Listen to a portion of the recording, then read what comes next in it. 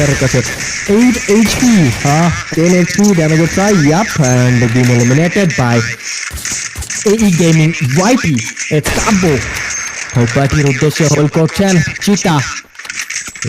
Sniper কোথাও কাছে sniper আমরা দেখতে পাবো, দুটো প্লেয়ারকে সিঙ্গেল স্নাইপারের সাথে দেখতে পাবো। শটে যতটুকু মারাত্মক না কেন লগেও কিন্তু তারা ততটুকু দুর্দান্ত পারফরমেন্স করে থাকে। লঞ্চ প্যাড ইউজ হবে পার্মানেন্ট কভারের উদ্দেশ্যে,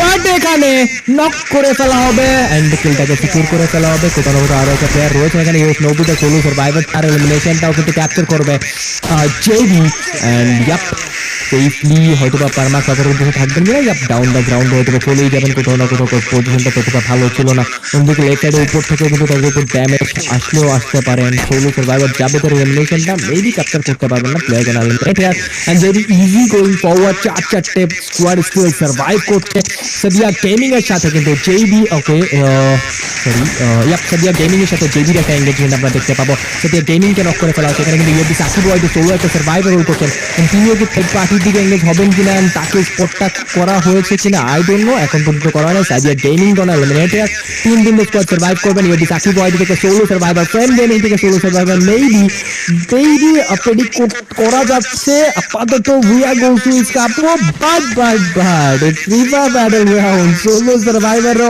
অনেক সময় অনেক কিছু করে নেয়, দেখাই যাক স্পট করা হয়েছে কিনা। ইয়া প্লেনের সোলো সার্ভাইভারকে স্পটটা করে ফেলা হয়েছে। He gonna eliminated 1v4 situation for UFB Sakib YT and তাকে এখন পর্যন্ত তাকে অলরেডি স্পট করে ফেলা হয়েছে। He gonna eliminated Booyah goes to It's Kabbo.